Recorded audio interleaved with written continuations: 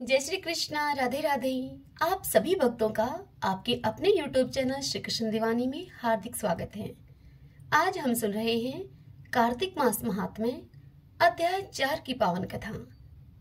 सर्वप्रथम भगवान का स्मरण करते हुए सभी बोलिए ओम नमो भगवते वासुदेवाय, ओम श्री राधा कृष्णाभ्याम नमो नमः।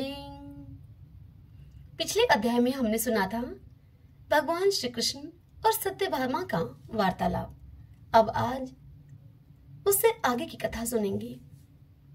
अपने पूर्व जन्म का वृत्तांत सुनकर सत्यभामा ने भगवान श्री कृष्ण से पुनः पूछा कि हे स्वामी, आपके श्रीमुख से अपने पूर्व जन्म के वृत्तांत के साथ ही मैंने एकादशी की तिथि और कार्तिक माह के व्रतों की महिमा तो जान ली। अब आप कृपा करके मुझे यह बताइए कि आपको यह तिथि और यह माह इतने अधिक प्रिय क्यों हैं? यह सुनकर भगवान श्री कृष्ण सत्यभामा से बोले कि हे प्रिय, एक समय ऐसा ही प्रश्न राजा पृथु ने नारद जी से किया था। तब नारद जी ने राजा पृथु को जो कुछ कहा वही मैं तुमसे कहता हूँ। नारद जी ने राजा पृथु से कहा कि हे राजन, समुद्र पुत्र शंख बड़ा ही शक्तिशाली था। उसने अपनी शक्ति से इंद्र आदि देवताओं को स्वर्ग से च्युत कर दिया। लोकपालों से उसने उनके अधिकार छीन लिए। उसके डर से देवराज इंद्र, देवता एवं समस्त लोकपाल मेरुगिरी की गुफाओं में जाकर वहां छिप गए। शंख तब उन्हें खोजने लगा, मगर जब वह उन्हें कहीं भी खोज नहीं पाया तो शंख ने देवताओं की शक्ति अर्थात वेद ज्ञान ग्रंथों का हरण करके वह जल में जाकर रहने लगा। ऐसा होने पर ब्रह्मा जी के सहित सभी देवता व्याकुल हो उठे। तब सभी देवताओं को लेकर ब्रह्मा जी भगवान विष्णु की शरण में गए। उस समय भगवान विष्णु क्षीर सागर में शयन कर रहे थे। यह देखकर सभी देवता उनकी स्तुति करने लगे। भगवान ने उनकी स्तुति से प्रसन्न होकर अपने नेत्र खोले और सभी देवताओं को अत्यंत दीनहीन अवस्था में अपने सम्मुख खड़े हुए देखकर उनसे पूछा कि हे देवगणों, यह तुम्हारी क्या दशा बनी हुई है? किसने तुम्हें इस अवस्था में पहुंचाया है? तब देवताओं ने भगवान को बारंबार प्रणाम किया और उनसे बोले कि प्रभु, हम शंखासुर के कारण इस दीन अवस्था में पहुंचे हैं। उस दुष्ट ने हमें स्वर्ग से निकालकर और समस्त वेदादि ग्रंथों का हरण करके अब वह जल में जाकर छिप गया है, जिससे कि देवताओं की शक्तियां अब क्षीण हो गई हैं। हे प्रभु, हम आपकी शरण में आए हैं, आप हमारा कष्ट दूर कीजिए। देवताओं की इस विनती को सुनकर भगवान विष्णु ने उनसे कहा कि हे देवताओं, मैं तुम्हारा मनोरथ अवश्य पूर्ण करूंगा। कार्तिक मास के शुक्ल पक्ष की एकादशी, जो कि प्रबोधनी एकादशी कहलाती है, उस एकादशी को मैं तुम्हारे कल्याण के लिए प्रयत्न करूंगा। हे देवों, समुद्र पुत्र शंख द्वारा समस्त वेद ज्ञान जिन्हें जल में छिपा दिया गया है, मैं उस असुर का वध करके वह ज्ञान तुम्हें वापस ला कर दूंगा। जो लोग कार्तिक मास की एकादशी को मेरा भजन पूजन करेंगे वे तुम्हारी ही भांति पूजनीय होंगे। तुमने मुझे आज एकादशी वाले दिन जगाया है, अतः यह एकादशी की तिथि मुझे अति प्रिय है। हे देवों, जो एकादशी और कार्तिक माह के श्रद्धा पूर्वक व्रत करेंगे वे मेरी विशेष कृपा को प्राप्त करेंगे। श्री सूत जी ने कहा कि हे ऋषियों, जो भी श्रद्धा भक्ति और विश्वास के साथ इस कथा को पढ़ेगा अथवा इस कथा को सुनेगा, उसे प्रभु की कृपा से संसार के सभी सुख प्राप्त होंगे। श्रीमन नारायण नारायण हरि हरि, भजमन नारायण नारायण हरि हरि। आइए भगतजनों, अब हम आज के दिन सुनी जाने वाली कार्तिक मास की कथाएं सुनते हैं। कार्तिक महीने में सभी औरतें तुलसी माता को सींचने के लिए जाती थीं। सभी औरतें तो तुलसी माता को सींचकर वापस आ जाती, परंतु एक बुढ़िया आती और तुलसी माता से कहती कि हे तुलसी माता, सत की दाता, मैं बिरला सींचूं तेरा, तू कर निस्तारा मेरा। मुझे बहू दे, पीले रंग की धोती दे, मीठा मीठा ग्रास दे, बैकुंठ में वास दे, चटके की चाल दे, अच्छी मोत दे, चंदन का काट दे, अच्छा राज दे, दाल भात का खाने को दे, और 11 के दिन श्री कृष्ण का कांधा दे, अच्छी मोत दे। तब तुलसी माता यह बात सुनकर अब सूखने लगी। तब भगवान श्री कृष्ण ने तुलसी जी से पूछा कि हे तुलसी, तुम क्यों सूख रही हो? तब तुलसी माता ने श्री कृष्ण से कहा कि मेरे मन की आप मत पूछो।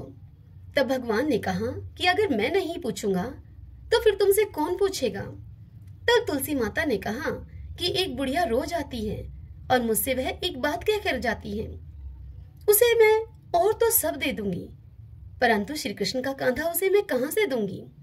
तब श्री कृष्ण ने तुलसी जी से कहा कि जब वह मरेगी बुढ़िया तो मैं उसे अपने आप कांधा दे आऊंगा, तुम उसको बोल देना। जब बुढ़िया माई मर गई तो सारे गांव वाले इकट्ठे होकर बुढ़िया को लेकर जाने लगे। तब वह बुढ़िया इतनी भारी हो गई वह किसी से भी नहीं उठी। तब सभी लोग कहने लगे कि इतनी पूजा पाठ किया करती थी, पाप नष्ट होने की माला फेरती थी और फिर भी इतनी भारी हो गई। तभी बूढ़े ब्राह्मण के वेश में भगवान श्री कृष्ण वहां आए और सबसे पूछा कि यह कैसी भीड़ है भाई? तब वहां खड़े हुए वह आदमी कहने लगे कि एक बुढ़िया माई थी, मर गई है, पापनी थी, इसीलिए वह किसी से अब उठते भी नहीं। तब भगवान ने कहा कि मेरे को इसके कान में एक बात कहने दो, यह आसानी से उठ जाएगी। यह सुनकर वहां खड़े लोग कहने लगे तुम भी अपनी कोशिश कर लो भाई। तब भगवान ने बुढ़िया माँ के कान के पास जाकर कहा कि बुढ़िया माई, मन की निकाल ले, पीताम्बर की धोती ले, मीठा मीठा ग्रास ले, बैकुंठ का वास ले, चटके की चाल ले, चंदन का काट ले, झालर की झनकार ले, दाल भात का जीमने को ले और कृष्ण का कांधा ले। यह बात सुनकर बुढ़िया माई अब हल्की हो गई, उसे भगवान श्री कृष्ण अपने कंधे पर ले गए। अंत में उस बुढ़िया माई को मुक्ति मिल गई। हे तुलसी माता, जैसी उस बुढ़िया माँ को मुक्ति करी वैसे ही हमारी भी करना। जैसे भगवान श्री कृष्ण ने बुढ़िया माई को कांधा दिया वैसा ही हमको भी देना। सभी बोलिए तुलसी माता की जय। एक साहूकार के 7 बेटे और एक बेटी थी जो कि 7 भाइयों की लाडली बहन थी। 8 भाई बहन एक साथ बैठकर खाना खाते थे। कार्तिक की चौथ आने पर बहन ने करवा चौथ का व्रत रखा। जब 7 भाई खाना खाने के लिए आए तो उन्होंने बहन को भी खाना खाने के लिए बुलाया। तो उनकी माँ बोली, आज इसका करवा चौथ का व्रत है, जब चांद निकलेगा तब यह चांद को अर्घ देकर ही खाना खाएगी। तब भाइयों ने जंगल में आग जलाकर छलनी में से बहन को चांद दिखा दिया। बहन भाभियों से बोली, चलो भाभी अर्घ दे लो, चांद निकल आया है। तब उसकी भाभियां बोली कि बाई जी, यह चांद तो आपके लिए निकला है, हमारा चांद तो रात को निकलेगा। भाभियों की बात सुनने के बाद भी वह बहन चांद को अर्घ देकर भाइयों के साथ खाना खाने के लिए बैठ गई। पहला टुकड़ा लिया तो बाल निकला, दूसरा टुकड़ा लेने लगी तो छींक मारी, तीसरा टुकड़ा तोड़ा तो राजा के घर से बुलावा आ गया कि राजा का लड़का बीमार है। अब माँ ने लड़की के पहनने के लिए कपड़े निकालने के लिए 3 बार बक्सा खोला, तीनों बार ही सफेद साड़ी सामने आई। तब माँ ने वही कपड़े पहनाकर बेटी को ससुराल भेज दिया। लड़की के साड़ी के पल्ले में एक सोने का सिक्का बांधकर उसकी माँ ने उससे कहा कि बेटी, रास्ते में जो भी मिले सबके पैर पड़ती जाना, जो तुझे अमर सुहाग का आशीष दे उसे ही यह सिक्का देकर अपने पल्ले में गांठ लगा लेना। रास्ते में किसी ने भी पैर पड़ने पर उसे अमर सुहाग का आशीष नहीं दिया। सबने उसे यही आशीष दिया कि ठंडी हो, सब्र करने वाली हो, 7 भाइयों की बहन हो, अपने भाइयों का सुख देखने वाली हो। अब ससुराल के घर पहुंची तो दरवाजे पर जेठ की लड़की खड़ी मिली। वह उसके पैर पड़ी तो वह जेठ की लड़की उसे बोली, सीली हो, सपूती हो, 7 बेटों की माँ हो, पति का सुख देखने वाली हो। यह आशीष सुनकर उस लड़की ने पल्ले की गांठ में बंधा हुआ सोने का वह सिक्का उस लड़की को दे दिया और अपने पल्ले में गांठ मार ली। अंदर गई तो सासू जी ने कहा कि ऊपर कोठरी है और वहां जाकर बैठ जा। जब वह ऊपर गई तो उसने देखा कि उसका पति मर चुका है। अब वह उसे लेकर उसी कोठरी में पड़ी रही और उसकी सेवा करती रही। उसकी सास दासियों के हाथ बची कुची रोटी उसके लिए भेज देती। इस प्रकार उसे अपने पति की सेवा करते करते 1 साल हो गया। करवा चौथ का व्रत आया। सारी पड़ोसनों ने नहा धोकर करवा चौथ का व्रत रखा। सबने सिर धोकर हाथों में मेहंदी लगाई, चूड़ियां पहनी। वह सब कुछ देखती रही। तब एक पड़ोसन उसे बोली कि तू भी करवा चौथ का व्रत कर ले। तब वह उस पड़ोसन को बोली कि मैं कैसे करूं। तब पड़ोसन उसे बोली कि चौथ माता की कृपा से सब ठीक हो जाएगा। पड़ोसन के कहने से बहू ने भी इस व्रत को रखा। थोड़ी ही देर के बाद एक करवे बेचने वाली आई। करवे ले लो, करवे ले लो, भाइयों की प्यारी करवे ले लो, दिन में चांद उगावनी करवे ले लो, ज्यादा भूख लगने वाली करवे ले लो। यह आवाज सुनकर वह बहू बाहर आई और वह कहने लगी करवे वाली को कि ए करवे वाली, मुझे करवे दे जा। तब करवे वाली ने उससे कहा कि मेरी दूसरी बहन आएगी, वो तुझको करवे देगी। जब दूसरी बहन आई, करवे ले लो, करवे ले लो, भाइयों की प्यारी करवे ले लो, दिन में चांद उगावनी करवे ले लो, ज्यादा भूख लगने वाली करवे ले लो। जब बहू ने दूसरी करवे वाली की आवाज सुनी तो वह झट से बाहर आई और उसको बोली कि ए करवे वाली, मुझे भी करवे दे जा। तब दूसरी करवे वाली बोली कि मेरी तीसरी बहन आएगी, वो तुझे करवे देगी। इस प्रकार 5 करवे वाली आई और आकर चली गई, पर किसी ने भी उसको करवे नहीं दिए। फिर छठी बहन आई और बोली कि मेरी 7वीं बहन आएगी और वो तुझे करवे देगी। तू सारे रास्ते में कांटे बिखेर के रखना, तब उसके पैर में कांटा चुभ जाएगा और वह खूब चिल्लाती हुई आएगी। तब तू सुई लेकर बैठ जाना और उसके पैर को पकड़कर उसका कांटा निकाल देना और उसके पैर को फिर छोड़ना मत। तब वह तुझे आशीष देगी तो तू उससे करवे मांग लेना, तब वह तुझे करवे देकर जाएगी। तब तू व्रत का उद्यापन करना, जिससे कि तेरा पति अच्छा हो जाएगा। अब उसने वैसा ही किया। उसने सारे रास्ते में कांटे बिछा दिए। जब करवे वाली 7वीं बहन आई करवे लेकर, तो पांव में कांटा चुभने के दर्द से वह खूब चिल्लाती हुई आई। तो बहू ने उसका पैर पकड़ लिया और छोड़ा ही नहीं और उसका कांटा निकाल दिया। जब उसने उसे आशीर्वाद दिया, तब बहू बोली कि जब तुमने आशीर्वाद दिया है तो करवे भी देकर जाओ मुझे। तब 7वीं बहन बोली कि तूने तो मुझे ठग लिया। यह कहकर चौथ माता ने उसे आंखों में से काजल, नाखूनों पर से मेहंदी, अपनी मांग से सिंदूर और चितली उंगली का चीटा और साथ ही करवे भी दे दिए। अब करवे लेकर बहू ने व्रत की उद्यापन की तैयारी की और करवा चौथ का व्रत रखा। राजा का लड़का अब ठीक हो गया और बोला कि मैं तो बहुत सोया। तब वह बोली कि सोए नहीं, 12 महीने हो गए आपकी सेवा करते करते मुझे। कार्तिक की चौथ माता ने मुझे सुहाग दिया है। यह सुनकर उसका पति बोला कि चौथ माता का तुम उद्यापन करो। अब उसने चौथ माता की कहानी सुनी, उद्यापन करके खूब सारा चूरमा बनाया और जिम कर वे दोनों चौपड़ खेलने लग गए। इतने में ही उसकी बांदी तेल की बनी हुई सब्जी पूरी लेकर वहां आ गई। दोनों को खेलते हुए देखकर वह सासू से जाकर बोली कि महिलों में तो खूब रौनक लगी है, तुम्हारे बेटा बहू चौपड़ सार खेल रहे हैं। इतना सुनकर सासू देखने के लिए आई। दोनों को देखकर वह सास बड़ी खुश हो गई। सास को आई हुई देखकर बहू ने अपनी सास के पैर दबाए। तब सास उस बहू से बोली कि बहू सच सच बता, तूने क्या किया है। तब बहू ने सारा हाल अपनी सासू को बताया। तो राजा ने सारे शहर में यह डिंडोरा पिटवा दिया कि अपने पति के जीवन के लिए सभी बहनें करवा चौथ का व्रत रखें। पहली करवा चौथ को अपने पीहर में जाके व्रत करें।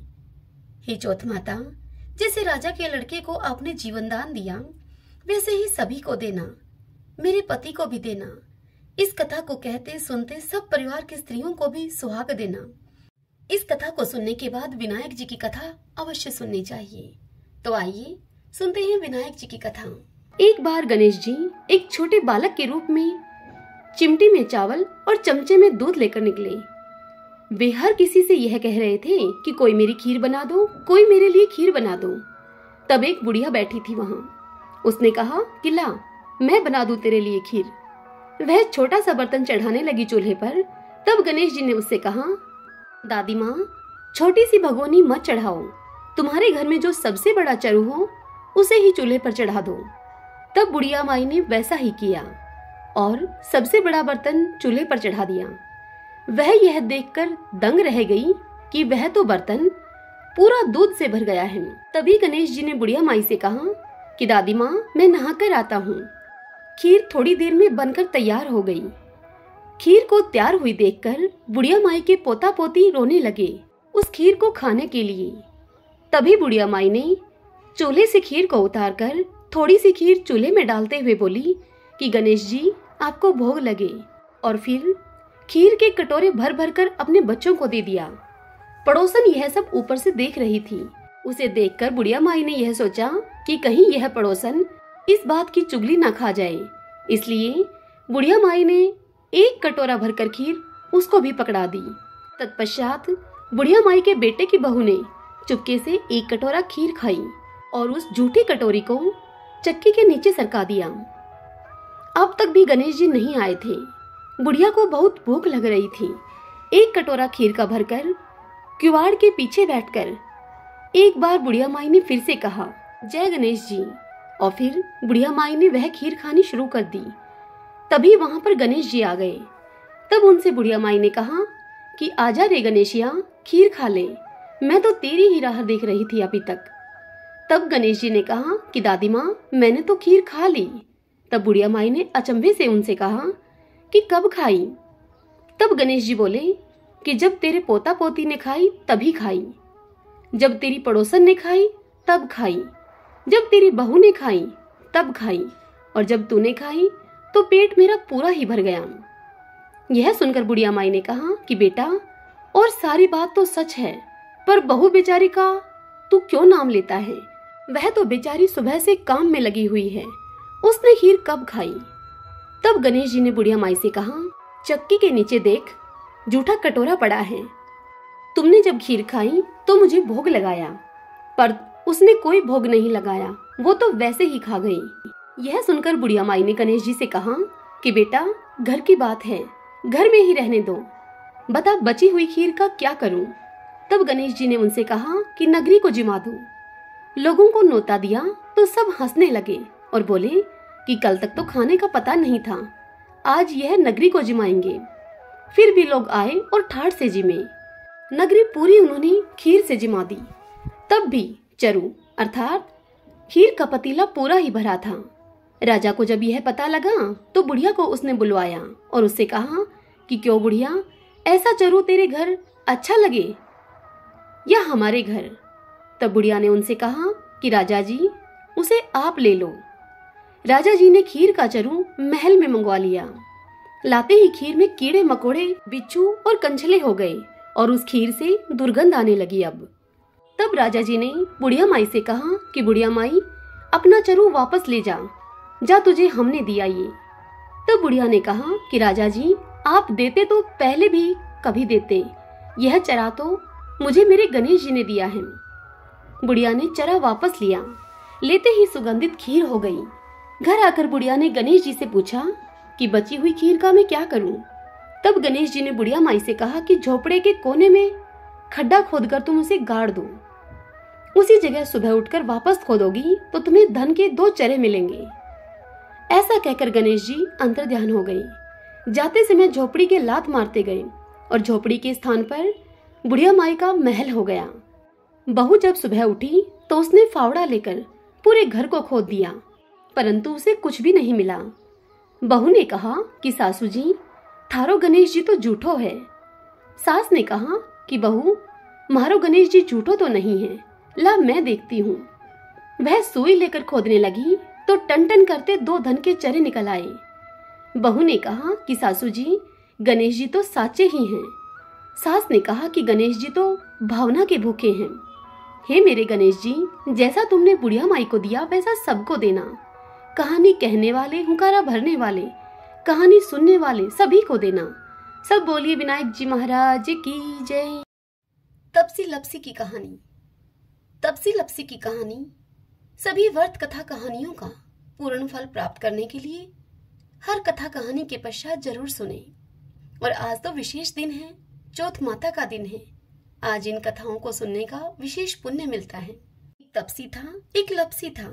तपसी तो भगवान की तपस्या करता था और लपसी सवासीर की लापसी बनाकर भगवान को भोग लगाता और लोटा हिलाकर जीम लेता था। एक दिन दोनों लड़ने लगे। लपसी बोला कि मैं बड़ा हूँ। तपसी बोला मैं बड़ा हूँ। इतने में ही नारद जी वहां पर आ गए और उनसे पूछने लगे कि तुम क्यों लड़ रहे हो। तब लपसी ने कहा कि मैं बड़ा हूँ और तपसी ने कहा मैं बड़ा हूँ। तपसी बोला कि मैं तो सारे दिन भगवान की पूजा करता हूँ। यह सुनकर नारद जी बोले कि मैं तुम्हारा फैसला कल कर दूंगा। दूसरे दिन तपसी नहा धोकर आ रहा था तो नारद जी ने 1.25 करोड़ की अंगूठी उसके आगे फेंक दी। जब तपसी ने यह देखा कि 1.25 करोड़ की अंगूठी उसके आगे पड़ी है तो उसने वह झट से अंगूठी उठाकर अपने बगल के नीचे घुटने के नीचे दबा ली और तपस्या करने लग गया। उधर लपसी सुबह उठकर नहा धोकर 1.25 सेर की लापसी बनाकर भगवान को भोग लगाकर लोटा हिलाकर अब जीवने लगा कि इतने में ही नारद जी वहां आ गए और फिर नारद जी ने दोनों को अपने पास बुलाकर बिठाया। तब दोनों ने पूछा कि बताइए महाराज, हम दोनों में से कौन बड़ा है। तब तपसी बोला कि मैं बड़ा हूं। तब नारद जी ने कहा कि तू हाथ उठा। हाथ उठाया तो 1.25 करोड़ की अंगूठी निकली। तब नारद जी तपसी से बोले कि ये अंगूठी तो तब से तुमने चुराई है, इसीलिए तुम्हारी तपस्या अब भंग हो गई, इसीलिए अब लपसी बड़ा है। तपसी बोला कि महाराज, मेरी तपस्या का फल मुझे कैसे मिलेगा। तब नारद जी उसे बोले कि तेरी तपस्या का फल कार्तिक नहाने वाले तुझे देंगी। सभी कथा कहानियों को कहकर तेरी कहानी ना कहेंगी तो कार्तिक का फल उनका खत्म हो जाएगा और वह पुण्य फल तुझे मिलेगा। सभी बोलिए कार्तिक भगवान की जय। ओम नमो भगवते वासुदेवाय। आइए भगतजनों, तुलसी चालीसा का श्रवण करते हैं। जय जय तुलसी भगवती सत्यवती सुखदानी, नमो नमो हरि प्रियसी श्री विंदा गुण खानी। जय नंदनी जग पूजिता विश्व पावनी देवी, जयति पुष्प सारा सुरभि देहु अमर वर अम्ब।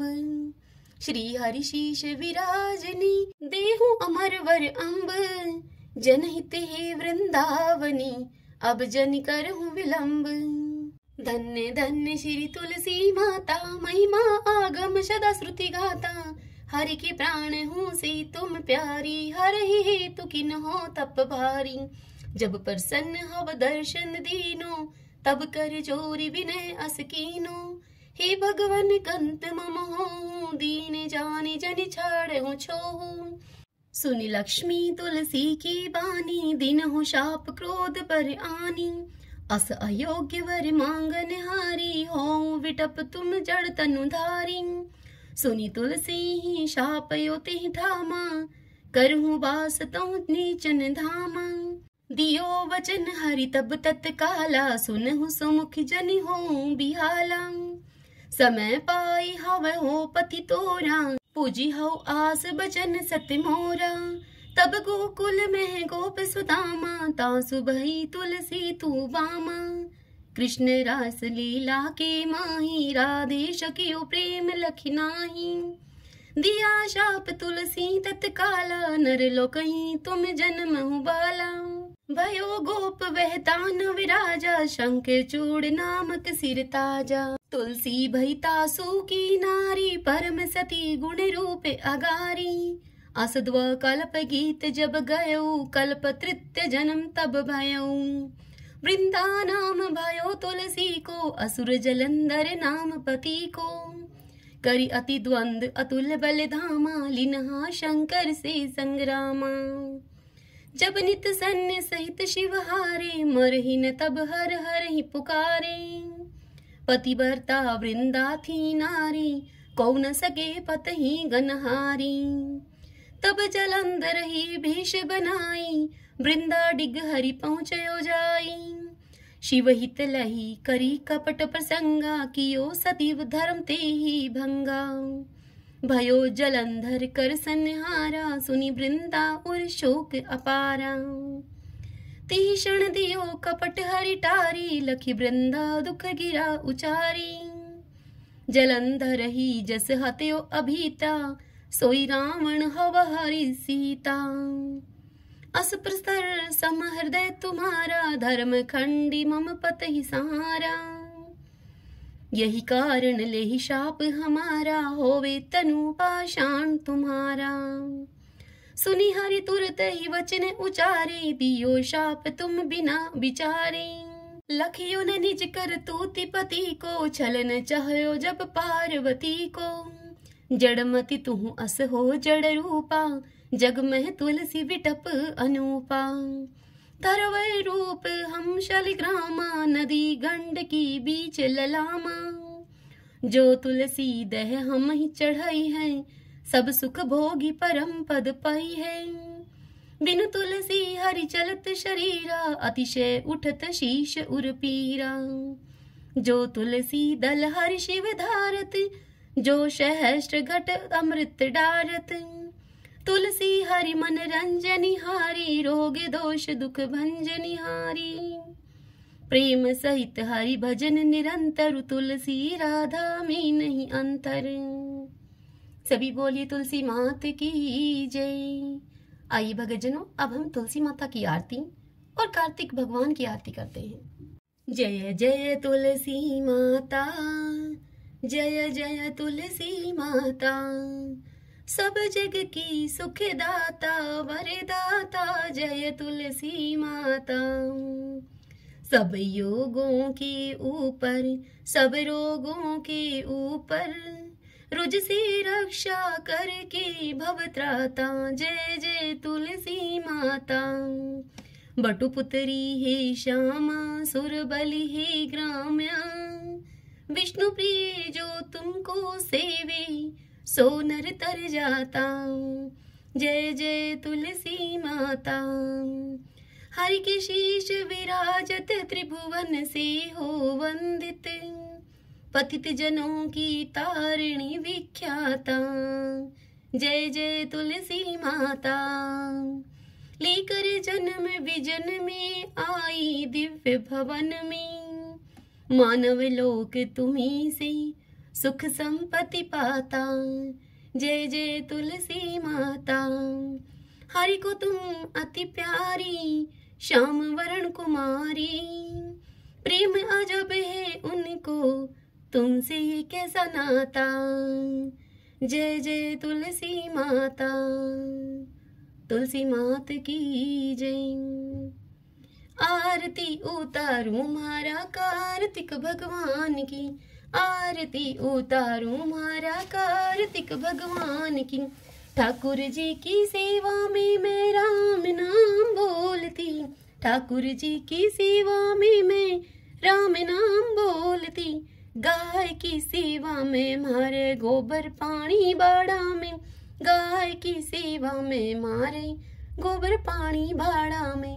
तुलसी की सेवा में मारे तुलसी फल फूल आंगन में, तुलसी की सेवा में मारे तुलसी फल फूल आंगन में। आरती उतारूं मारा कार्तिक भगवान की, आरती उतारूं मारा कार्तिक भगवान की। ठाकुर जी की सेवा में मैं गंगा जल से नहावती, ठाकुर जी की सेवा में मैं गंगा जल से नहावती। गाय की सेवा में मारे दूध दही बिलोना में, गाय की सेवा में मारे दूध दही बिलोना में। तुलसी जी की सेवा में मारे बरकत है घर आंगन में, तुलसी जी की सेवा में मारे बरकत है घर आंगन में। आरती उतारूं मारा कार्तिक भगवान की, आरती उतारूं मारा कार्तिक भगवान की। ठाकुर जी की सेवा में तिलक लग्यो मारा माथा में, ठाकुर जी की सेवा में तिलक लग्यो मारा माथा में। गाय की सेवा में मारे घी धरो है घिलड़ी में, गाय की सेवा में मारे घी धरो है घिलड़ी में। तुलसी जी की सेवा में मारे दीवा बाती क्यारा में, तुलसी जी की सेवा में मारे दीवा बाती क्यारा में। आरती उतारूं मारा कार्तिक भगवान की, आरती उतारूं मारा कार्तिक भगवान की। ठाकुर जी की सेवा में माखन मिश्री डोना में, ठाकुर जी की सेवा में माखन मिश्री दोना में।